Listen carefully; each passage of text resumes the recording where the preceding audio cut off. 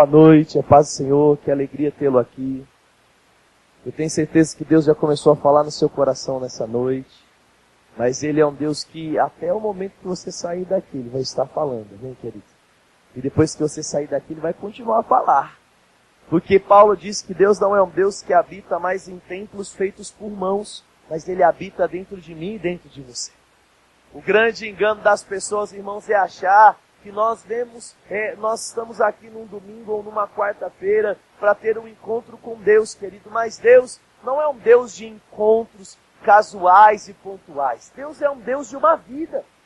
Deus é um Deus que quer falar conosco a cada momento e não apenas falar. Ele quer cuidar, Ele quer amar, Ele quer produzir coisas maravilhosas. Você pode fechar os seus olhos para nós orarmos juntos? Pai, nessa noite eu quero te agradecer. Porque a tua palavra, ela não apenas é verdadeira, mas ela é poderosa para produzir muitos resultados. E eu quero colocar, Pai, a vida de cada pessoa que está aqui diante do Senhor. E a minha oração é para que iluminados sejam os olhos do nosso coração. Assim como, Pai, o teu Espírito e a tua unção produzam coisas maravilhosas dentro de nós. Obrigado, porque nós entramos aqui para dar o culto ao Senhor. Mas o Senhor é tão bom, Pai, que nós recebemos coisas. Nós somos supridos, nós somos abastecidos, porque o Senhor é aquele que a tua palavra diz que quando nós buscamos o Senhor, o teu reino, a tua justiça, todas as outras coisas são acrescentadas. Então eu já te agradeço, porque nós iremos sair daqui diferente da forma que nós entramos, Pai. No nome de Jesus, amém. Pode se assentar no seu lugar, querido. Glória a Deus. Deus é bom. Aleluia. E eu quero que você abra sua Bíblia comigo, lá no livro de Gênesis, capítulo de número 1. Glória a Deus. Gênesis 1, no verso de número 27. Eu quero ler com você as palavras que Deus começa a dizer para o homem depois de tê-lo criado. Gênesis 1, no verso de número 27, você chegou comigo lá? E ele diz: criou, pois, Deus o homem, a sua imagem, a imagem de Deus os criou. Homem e mulher os criou. E Deus os abençoou e lhes disse: sede fecundos, multiplicai-vos, enchei a terra e sujeitai-a, dominai sobre os peixes do mar, sobre as aves do céu, sobre todo animal que rasteja sobre a terra. Disse Deus ainda mais: eis que vos tenho dado todas as ervas que dão semente, que se acham na superfície da terra, e todas as árvores em que há fruto e que dê semente, isso vos será para mantimento.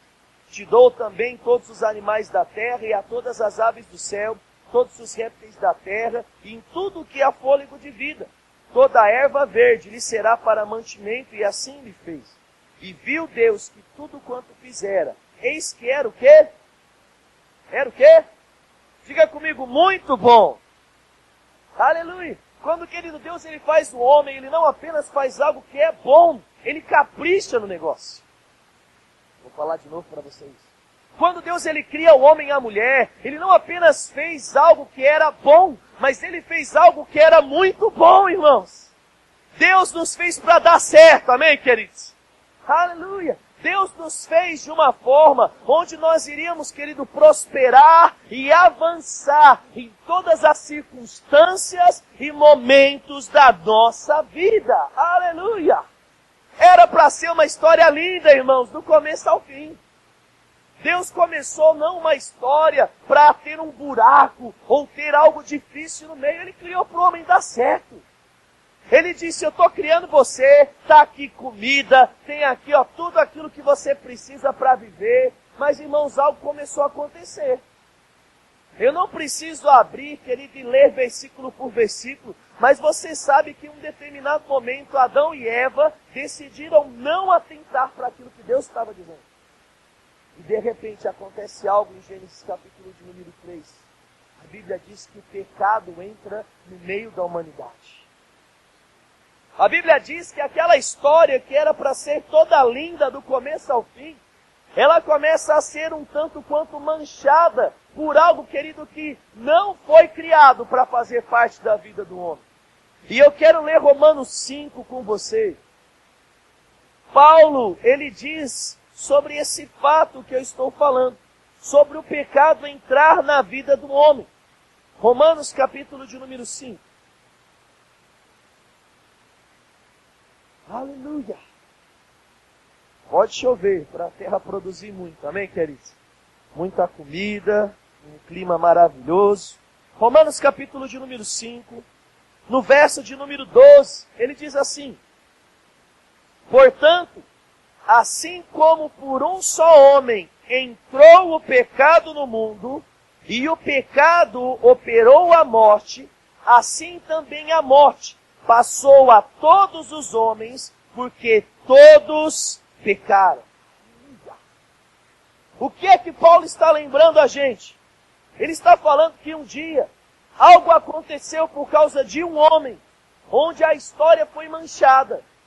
Onde a história ela começou a pegar, querido, um caminho que não era o caminho que Deus tinha criado o homem para andar. Era um caminho de morte. Se nós continuarmos a ler Romanos no capítulo de número 6, ele vai falar que o salário do pecado é o quê? A morte. E não apenas a morte espiritual ou a morte física, mas tudo aquilo que hoje você vê de ruim nesse mundo, irmão. Quando o pecado ele começa a entrar na história do homem, o homicídio passa a existir. Homem matando homem, homem agredindo o seu próximo, filho maltratando pai, pai maltratando filho, homem roubando homem, homem mentindo para homem, mulher, querido, fazendo o que não foi chamada para fazer, e homem fazendo coisas contrárias à sua própria natureza. E o mundo chegou do jeito que eu e você conhecemos aí fora. Porque um dia o pecado entrou, querido, para estragar a história do homem. O pecado entrou, querido, para destruir a vida do homem. Quem aqui já sabia disso? Estou contando alguma novidade para você? Não. Assim como, irmãos, se nós continuarmos a ler o texto, vai lá comigo, Romanos 5, continua lendo comigo. E ele diz assim, no verso de número 14. Entretanto, reinou a morte desde Adão até Moisés, mesmo sendo aqueles que não pecaram à semelhança da transgressão de Adão, o qual prefigurava aquele que havia de vir. 15.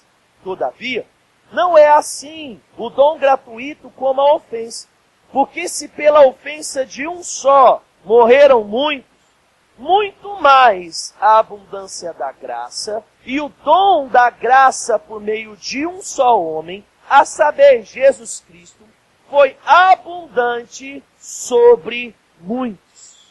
No verso 17 ele diz assim, se pela ofensa de um e por meio de um só reinou a morte, muito mais os que recebem a abundância da graça e o dom da justiça reinarão em vida por meio de um só, a saber, Jesus Cristo.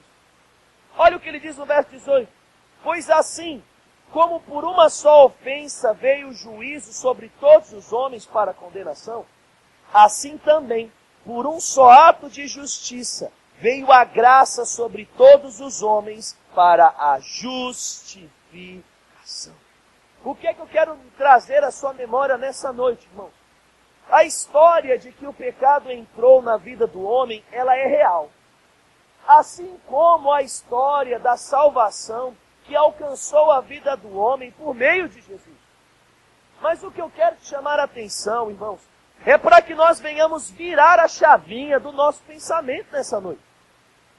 Porque nós ouvimos tanto sobre pecado, nós ouvimos sobre tanto Adão ter pecado e o pecado ter passado para o homem, que nós falamos mais sobre o pecado e as consequências do pecado, do que propriamente falamos sobre a salvação e as bênçãos consequentes da salvação. Quando Paulo está falando sobre o que aconteceu, ele ressalta que o pecado é real, ele ressalta que o pecado entrou, mas ele diz, irmãos, que o pecado já não faz mais parte da nossa vida. Olha comigo no versículo de número 20, e ele diz assim, sobreveio a lei para que avultasse a ofensa. Mas onde encontrou-se o pecado, ou abundou o pecado, superabundou o quê? Superabundou o quê? A graça, irmãos, entenda algo. O homem teve um encontro com o pecado. O homem teve um encontro com a morte. O homem teve um encontro com a dívida. Mas através de Jesus, nós tivemos encontro com a graça e com a vida. E é isso que tem que estar na nossa mente, no coração e nos nossos lábios. Quando eu olho para a minha vida, eu não posso me ver como um pecador. Eu não posso me ver como um descendente de Adão transgressor. Porque nós não somos mais isso, irmão. Quando eu olho para essa mesa, quando eu olho para o sangue simbolizado pelo suco, quando eu olho, querido, para o corpo que aqui é simbolizado pelo pão, eu estou vendo aqui, querido, um pagamento de uma dívida. Eu estou vendo aqui, querido, a transformação daquilo que eu era para aquilo que hoje eu sou. Quando o Adão pecou, irmãos, isso é um fato. Um monte de coisa ruim começou a fazer parte da vida do homem. O homem ficou bom em mentir, o homem ficou bom em roubar, o homem ficou craque em tudo aquilo que não presta, como Gálatas diz sobre as obras da carne. Mas quando Jesus entrou na nossa vida, irmãos, Ele não se importou o tamanho do preço, Ele não se importou com o quão ruim o homem era, mas Ele deu a sua própria vida para quê? Para nos mudar. E não mudar apenas a nossa posição em Cristo, mas mudar a nossa mentalidade de quem nós somos. Diga comigo, eu não sou pecador. Diga, eu sou justo. Diga, eu sou filho. Quando Deus olha para você, Ele não te vê como uma pessoa à imagem de Adão, irmãos, mas Ele te vê como uma pessoa à imagem de Cristo. E isso muda tudo, irmãos. Isso muda tudo.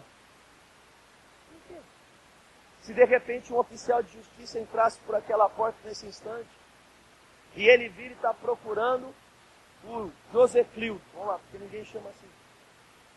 Aí ele chega, querido, para levar o José Clio, porque está devendo, teve um negócio na justiça, o delegado, sei lá o que, deu um mandato para ele ser preso.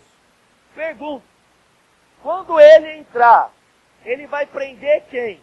Eu e você? Por que ele não vai nos prender? Porque não existe dívida no nosso nome. Porque aquela cédula de condenação não está escrito Leandro da Silva Machado, mas está escrito José Clio. Sabe qual é o problema, irmãos? Muitos de nós temos vivido nesses dias com medo de ser preso, com medo, querido, do diabo fazer coisa na nossa vida. Mas deixa eu falar algo para você, ele não pode fazer nada, porque quando Cristo morreu na cruz do Calvário, Ele tirou o nosso nome, querido, da cédula de condenação, e Ele colocou o próprio nome dEle. Eu sou livre do pecado, eu sou livre da morte, eu sou livre de tudo aquilo que repousava sobre Adão, mas uma vez que Cristo morreu, eu fui livre. Corre comigo para Romanos, capítulo de número 8. Romanos 8, no verso de número 33. Deus quer nos libertar nessa noite, querido. Deus quer nos lembrar dessas verdades. Romanos 8, 33, ele diz assim: quem intentará acusação contra os eleitos de Deus? Eu vou perguntar para você, quem, querido, é grande o suficiente? Quem é ousado o suficiente? Quem é louco o suficiente de olhar para a minha vida e para a sua vida e falar que não somos aquilo que a Bíblia diz que nós somos? O diabo, querido, não pode tentar acusação. Ele não pode apontar o dedo para mim e nem para você e falar: Leandro, você não pode falar com Deus. Leandro, você não pode ser curado. Leandro, você não pode ser livre. Leandro, você não pode ser próspero. Sabe por quê, irmão? Porque ele continua o texto e ele diz assim: qual é a resposta? E ele diz: é Deus quem os justifica. Por que é que não podem nos levar preso? Porque não somos nós que estamos devendo, nem iremos pagar a conta.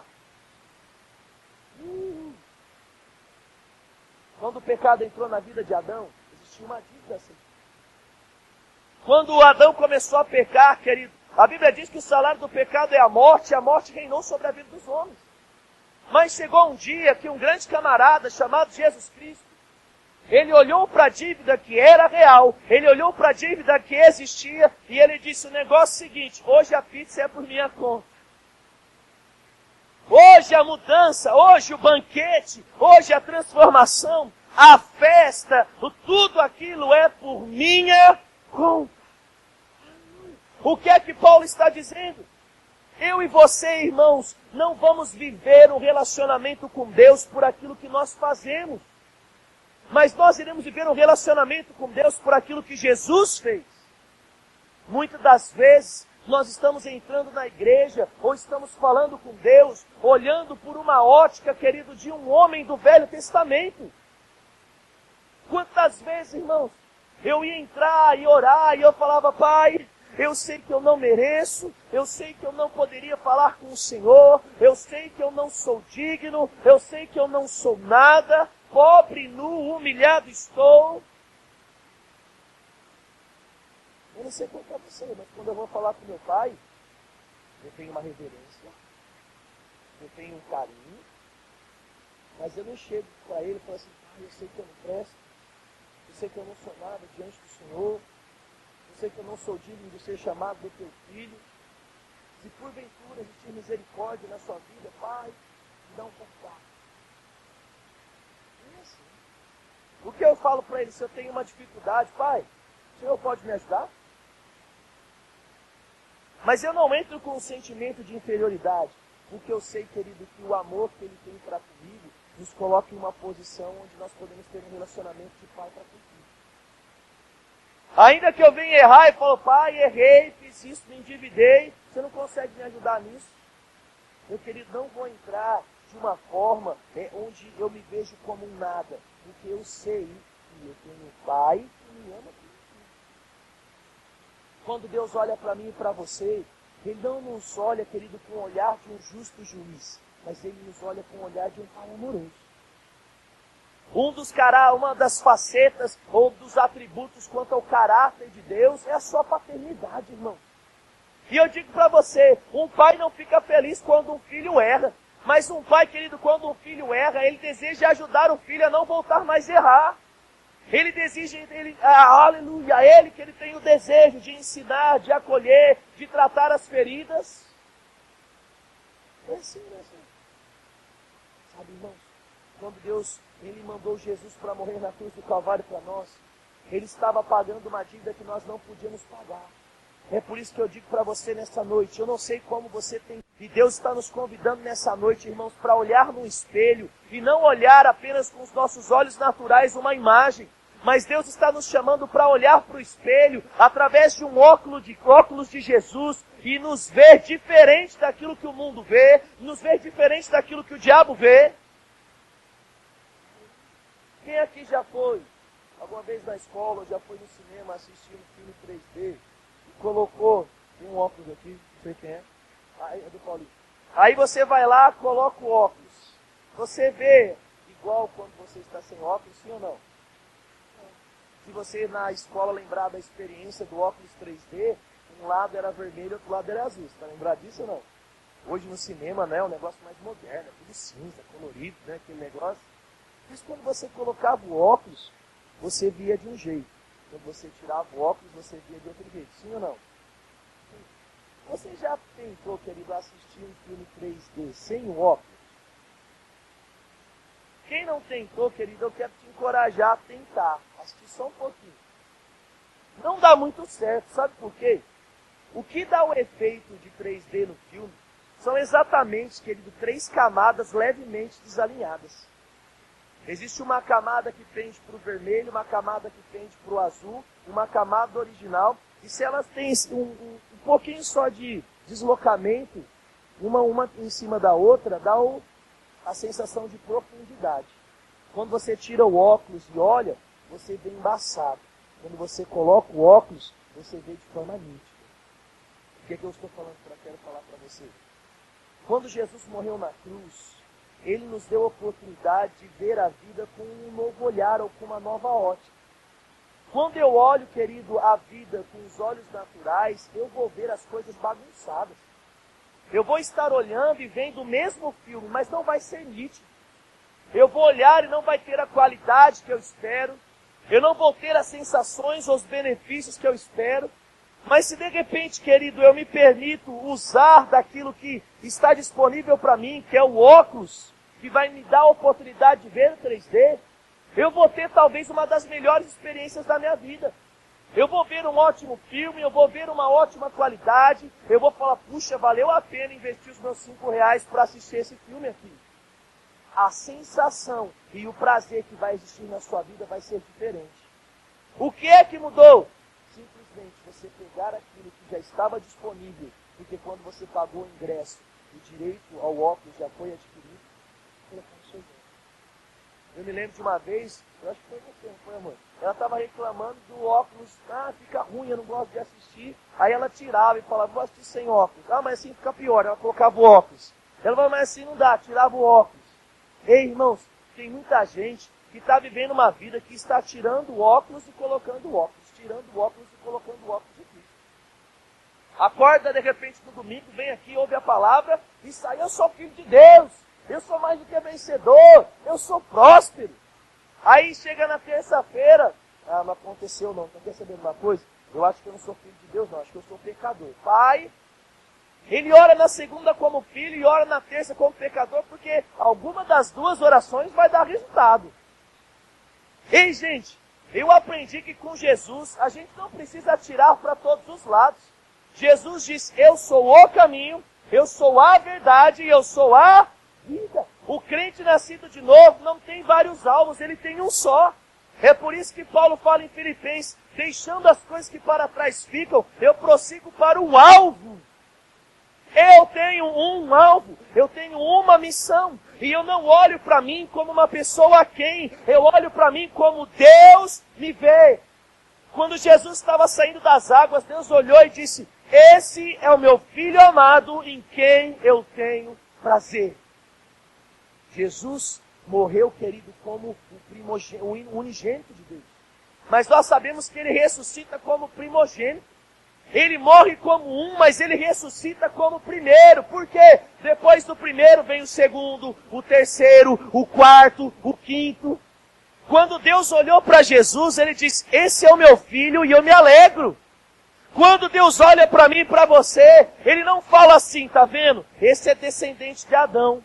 Não. Ele diz, ei, esses também são os meus filhos amados, em quem eu tenho prazer. Diga comigo, Deus me ama. Diga, eu fui feito digno. E por que isso é importante, irmãos? Porque se eu entendo que eu não vivo uma vida por aquilo que eu faço, mas por aquilo que Jesus fez, tudo muda. Eu não ando com medo, querido, de receber a ligação da Mandalite do Nelson Pascoaloto. Eu vou lá, né? Tem gente que é assim, irmãos. Ele pega o telefone e ele fica, será que é cobrança? Será que é alguém chamando para um churrasco?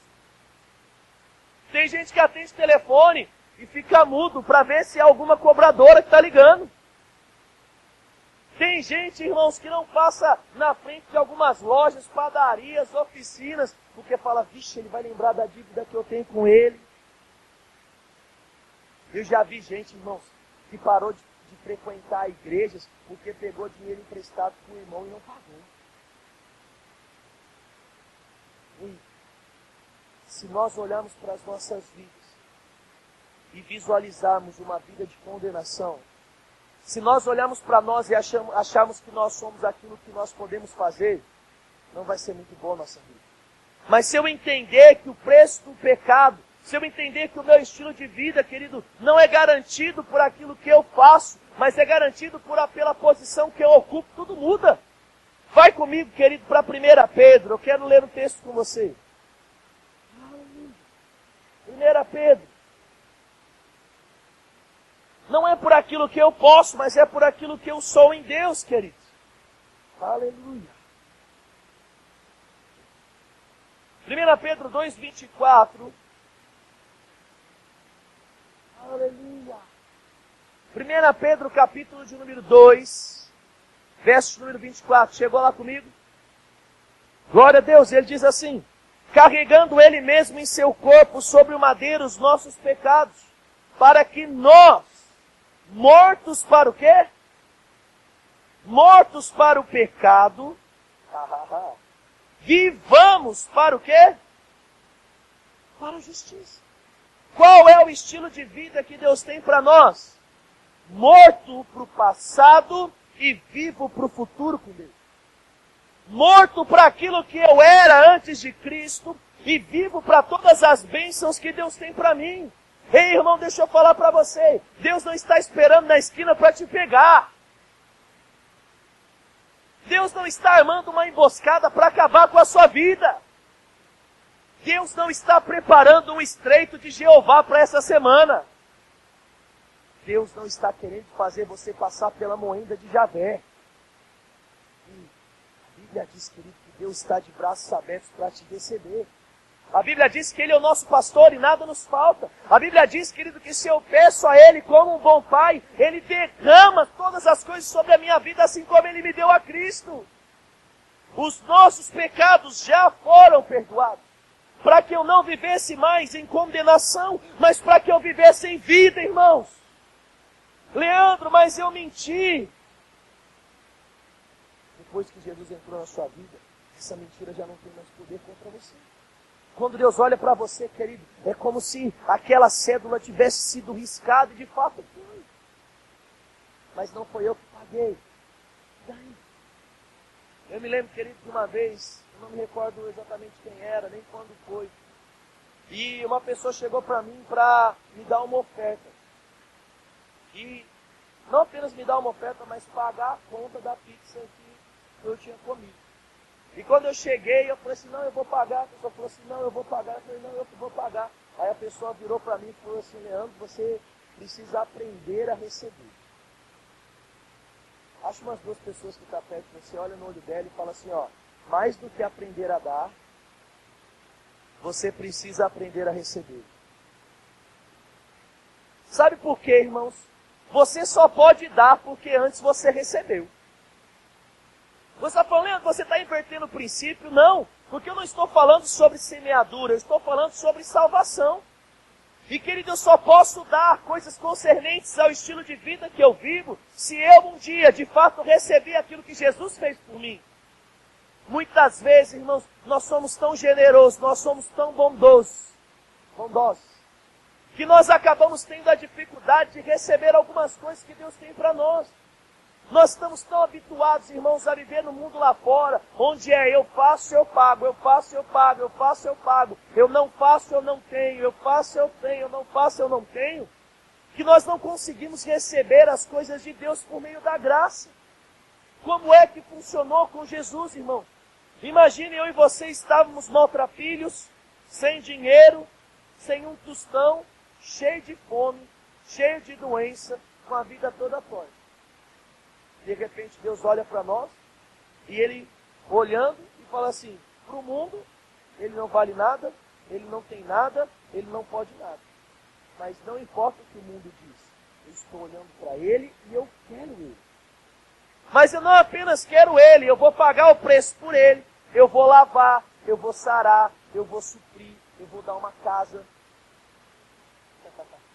Ô louco, Leandro, você está falando que Deus vai me dar uma casa natural, querido? Eu vou falar algo para você. Mais importante do que a sua casa natural é a sua residência espiritual. A Bíblia diz, querido, que o bom pastor é aquele que deixa as 99 ovelhas e ele vai atrás da uma perdida. Foi o que Jesus fez. Nós estávamos desgarrados, como ovelhas sem pastor, mas de repente Deus olha do céu e fala, ei Jesus, está na hora de deixar tudo aqui. Toda a sua glória, todo o poderio, tudo aquilo que você tem quanto a Deus, divindade, e vai, nasce como homem, padece como homem, em tudo é tentado, em nada peca. Sabe para quê? Para trazer para mim aquela ovelhinha que está perdida. O que você fez para merecer? Nada. E exatamente isso, querido. Quando aquela pessoa falou para mim, ela disse, Leandro, você precisa aprender a receber. Querido, foi quase como que um direto na minha cara. Eu estava, querido, eu preciso dar, eu preciso fazer, eu preciso dar, eu preciso fazer. Quando na realidade, querido, quando nós falamos para as coisas de Deus, nós também precisamos aprender a receber. Pela graça. Não, Leandro, você não está entendendo. Eu sempre fui uma pessoa ruim, eu sempre fui uma pessoa que fez A, B, C, D, o alfabeto todo de pecado.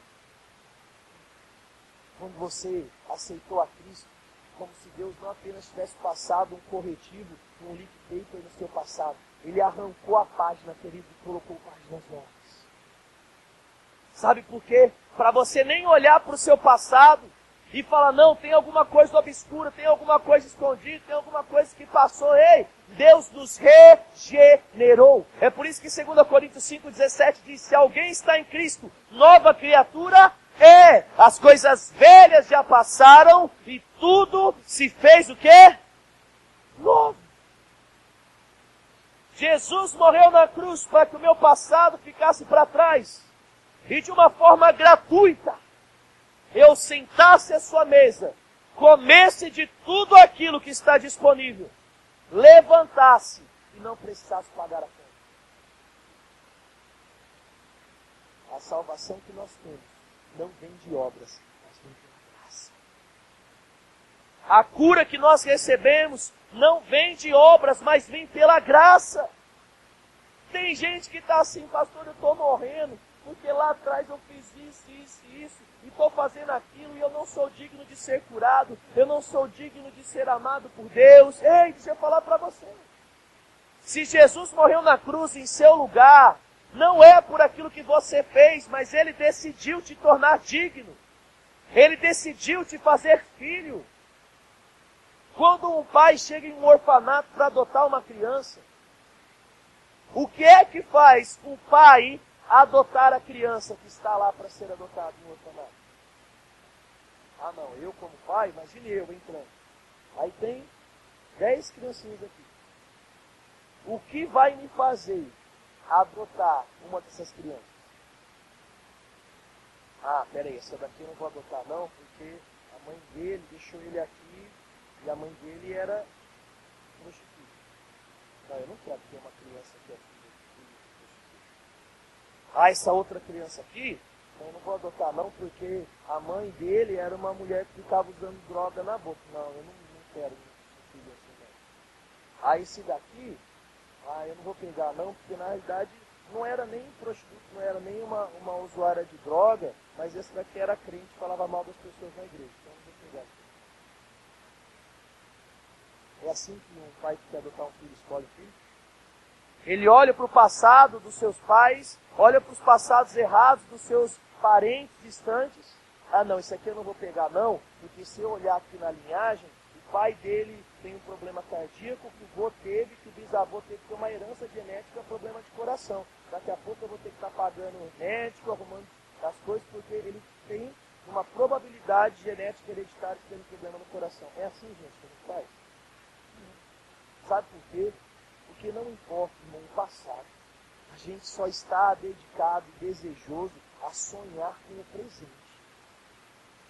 Quando um casal vai adotar um filho em orfanato, a própria justiça, irmãos, é como se ela riscasse o passado daquela criança, dá um novo nome e a história começa a contar a partir dali.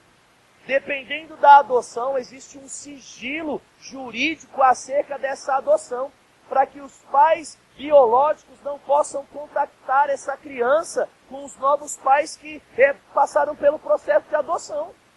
Sabe por quê, irmãos? Porque quando um pai ele olha para uma criança, ele não adota pelo passado, mas ele está desejoso de um futuro. Ele olha, ama e adota. Quando Deus olhou para mim e para você, Ele não olhou, peraí, esse aqui tem o passado mais ruim, esse aqui tem o passado menos ruim, então eu quero esse que é mais bonzinho. Não, querido.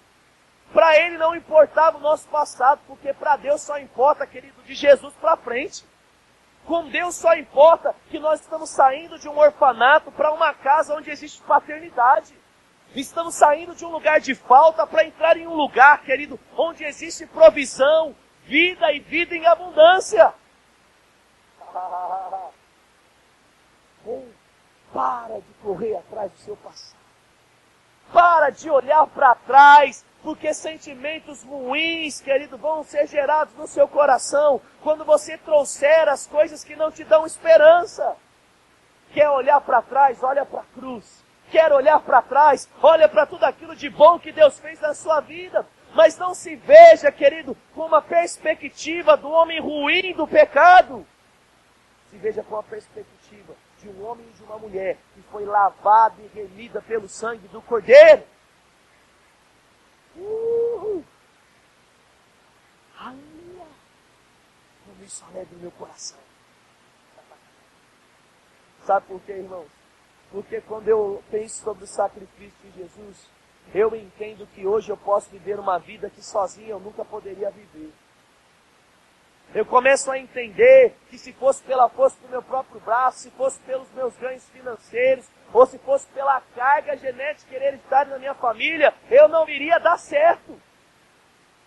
Mas quando Jesus mudou a minha vida, Ele desconsiderou onde eu estudei, Ele desconsiderou, querido, de qual família eu vim, Ele desconsiderou quais foram os meus erros do passado, porque Ele mudou a minha vida, e eu estou hoje pronto para construir uma nova história. Não por aquilo que eu faço, mas por aquilo que eu recebo. Imagine, querido, que uma pessoa entrasse por essa porta hoje, e ela virasse para você, e ela falasse assim: está aqui 10 mil reais para você fazer o que você quiser. Muitos iriam pegar esse dinheiro e falar assim: estou fora. Uma pessoa que eu não conheço, uma pessoa que não sei do passado dela, e nada está me dando 10 mil reais, estou fora, pastor, pega para você. Talvez você ia fazer assim: vou pegar, vou deixar escondidinho, porque aí se não der nada, aí eu vou usar. Tem outros irmãos que iriam olhar e iriam falar assim: verdade, para mim? Mas por quê? Porque eu fui com a sua cara. Verdade? Galera, depois do culto tem pizza à vontade. Muitos de nós temos visto algo tão grande quando nós falamos sobre essas palavras. Deus nos amou tanto, Deus nos deu tanto sem merecermos, Deus nos amou tanto sem sermos merecedores desse amor, que a gente começa a ouvir as palavras e receber com o pé atrás. A gente olha e fala assim: não, é tanto amor. Ah, não, é amor demais, que eu até desconfio. O mundo vê assim. O mundo vê segundas intenções, terceiras, quartas, quintas intenções.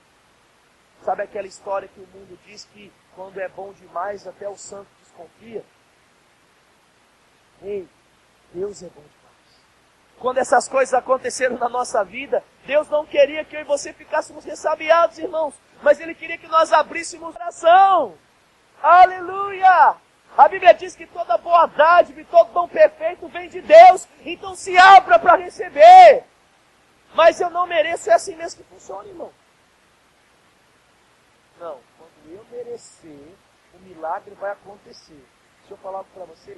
Quando você merecer, o milagre não vai acontecer. Porque o milagre não acontece por merecimento. O milagre acontece por graça e amor. É por isso que é milagre. Se você merece, se você faz, você consegue sozinho. Aí a gente está falando: na hora que eu fizer, eu vou orar 364 dias, eu vou fazer jejum, isso, eu vou fazer isso. Agora, eu me recordo de uma pregação de um determinado pregador, que ele foi orar pelos doentes, ele disse: Pai, quem está orando aqui é o fulano de tal. Se eu ainda tenho crédito contigo, por essas pessoas. E eu fiquei olhando o cara fazer aquilo. E eu fiquei espantado. Sabe por quê? Deus não cura em nome de Leandro. Deus não cura se o Leandro está orando, se o Leandro não está orando, se o Leandro está indo no monte, está jejuando, está dizimando, está ofertando. Deus cura por causa da autoridade que existe no nome de Jesus. Pai, eu dei o dízimo, agora eu posso ser curado. Pai, eu fiz tudo bonitinho hoje. Agora, já estou merecendo um tapinha nas costas e um churros lá no Claudinho do Oba-Oba. É mais ou menos assim. Você está vivendo a vida, colocando seu coração diante de Deus, e aí você está crendo, confessando, esse é o nosso estilo de vida, só que de repente você dá de cara com uma bênção, e ele fala assim: nossa, mas Eu não fiz nada para ter isso. E Deus fala, é exatamente assim mesmo. Bondade e misericórdia vai te seguir por todos os dias da sua vida. Aí você está lá, querido, cuidando das coisas de Deus, você está no culto aqui, exaltando, aprendendo da palavra, fiel, ofertante, dizimista, ama as pessoas, está trabalhando nos projetos sociais da igreja. Aí de repente você vai lá e está precisando de um emprego. Aí você recebe uma ligação. Aí, tudo bom? É você o fulano de tal, você pode vir fazer uma entrevista? Aí você fala assim, mas de onde é? Aí a pessoa é de tal lugar. Ah, mas eu não entreguei currículo aí. Aí não, vou falar de novo, porque você precisa acreditar nessas coisas. Alô, fulano, quem está falando, fulano de tal? Você pode vir fazer uma entrevista aqui? Aí você de repente pensa assim, puxa, mas eu não levei um currículo lá.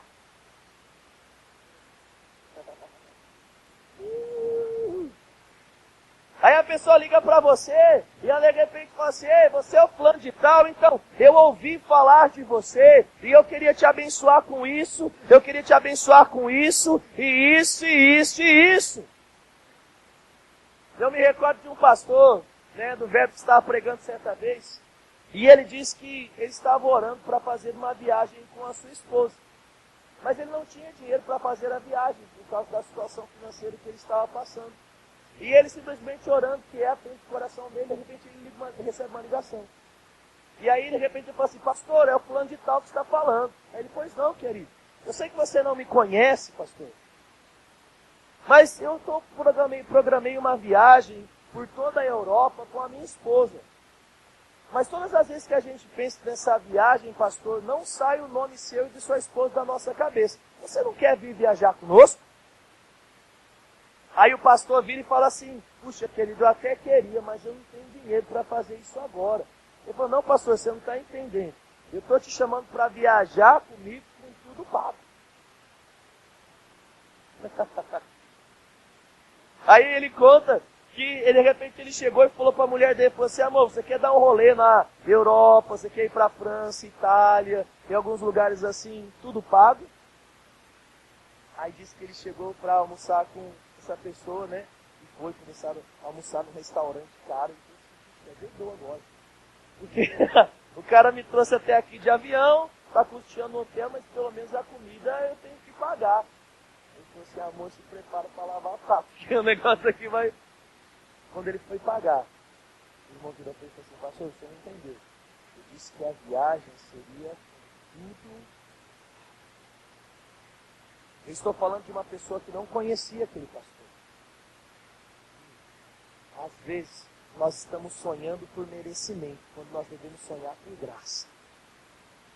Muitas vezes, irmãos, nós estamos tendo uma expectativa baseada naquilo que nós vimos, ouvimos e fazemos, quando a Bíblia diz que Deus é poderoso para fazer tudo, muito mais, abundantemente além daquilo que nós podemos pedir, pensar ou imaginar.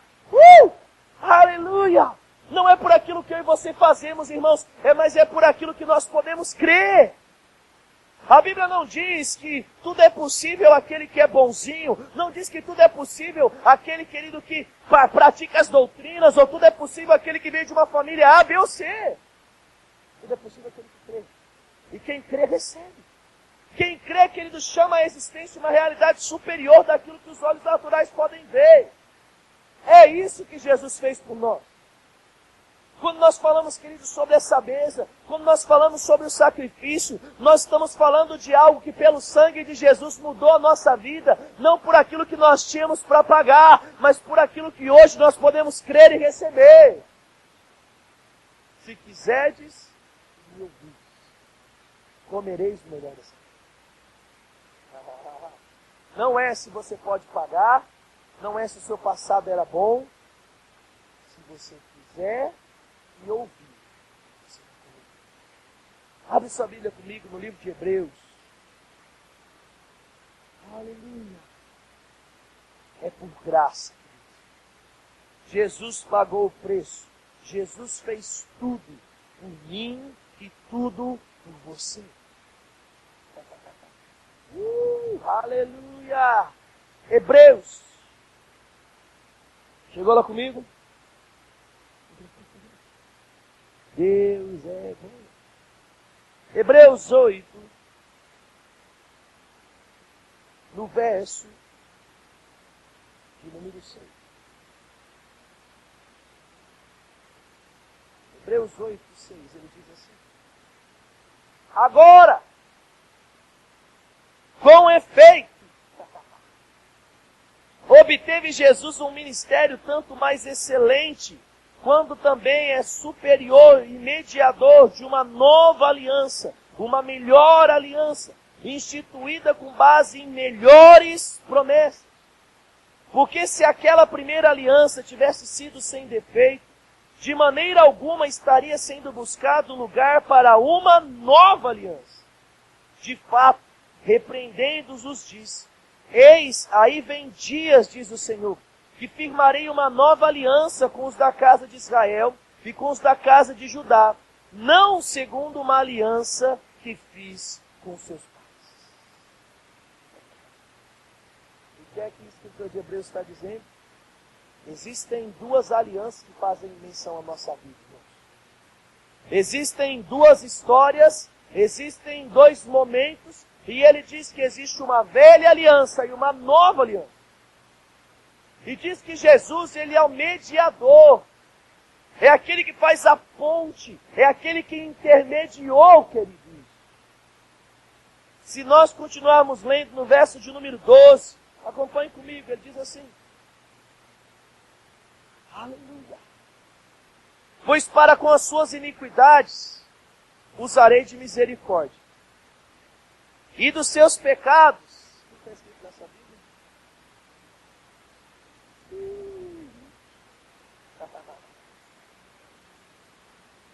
Sabe, irmãos, quando você entra no Facebook, quase todo dia tem lá memórias no começo da sua timeline. Não sei se você percebeu.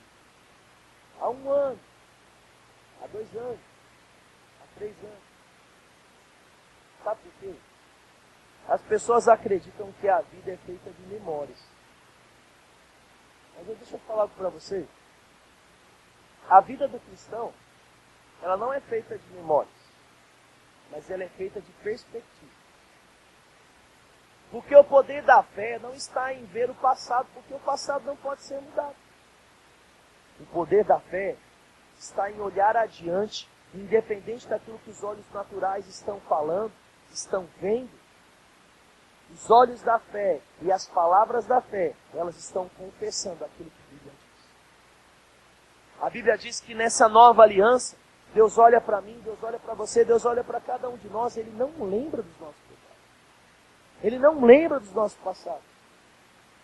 Ah, mas Deus é um Deus de amnésia. Não, querido, porque não existe doença em Deus. Deus é um Deus de escolha. E a Bíblia diz em Isaías 43 que Ele escolheu desconsiderar o nosso passado. E se quer que eu fale algo para você nessa noite, desconsidere, querido, o seu passado. Porque quanto menos você lembrar do seu passado, mais fácil vai ser você entender como é que você chegou aqui. E você não chegou aqui por merecimento, mas você chegou aqui por graça.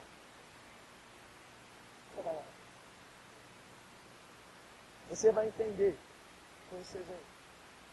Aí o menininho olha para ele no espelho, e todo mundo vira para ele e fala: você é feio. Você é muito magro, você é muito gordo. Você é isso, aquilo e aquilo outro.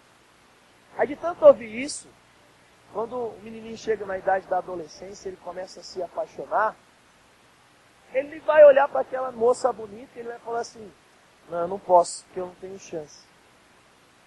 E ele vai descartar aquela pessoa e ele vai limitar o seu campo de visão por aquilo que ele está acreditando que ele pode conseguir. Quantas pessoas hoje, elas chegam diante de empresa, elas falam: eu não vou deixar o meu currículo aqui não, porque essa empresa ela tem um calibre maior do que o meu. Eu não vou tentar essa faculdade não, porque essa faculdade é para quem tem um QI maior do que o meu. Ah não, eu não vou fazer isso porque são para pessoas melhores do que eu. Ei, não deixe as pessoas fazerem você ter uma perspectiva, ou uma análise, ou um perfil seu, por aquilo que eles estão dizendo, não.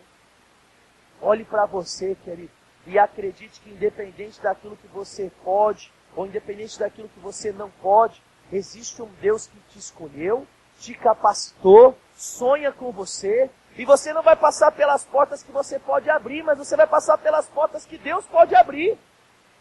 O exército de Israel não vencia quando eles eram fortes, mas o exército vencia quando Deus ia diante deles. Nós somos menores e mais fracos, o exército ia lá e vencia. Nós somos menor em número, nós somos menor em experiência, o exército ia e vencia. Em muitas batalhas, irmãos, eles nem tinham que levantar o braço e a espada para lutar. Em determinada batalha, eles de repente simplesmente deram um grito, e quando eles deram um grito, o exército inimigo se colocou em confusão, onde um homem matou o outro, e quando eles chegaram, todos os homens estavam mortos no chão, pelas próprias espadas. Deus nos chamou para viver um estilo de vida, irmãos, não baseado naquilo que nós podemos no mundo natural, mas por aquilo que nós podemos crer quanto às realidades do Espírito. Pode ser que você não tenha dinheiro hoje para comer uma picanha.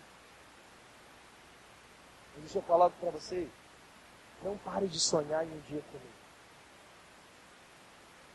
Pode ser que hoje você não pode dar uma boa roupa para o seu filho, você não pode fazer uma viagem com a sua esposa que ela tanto sonha.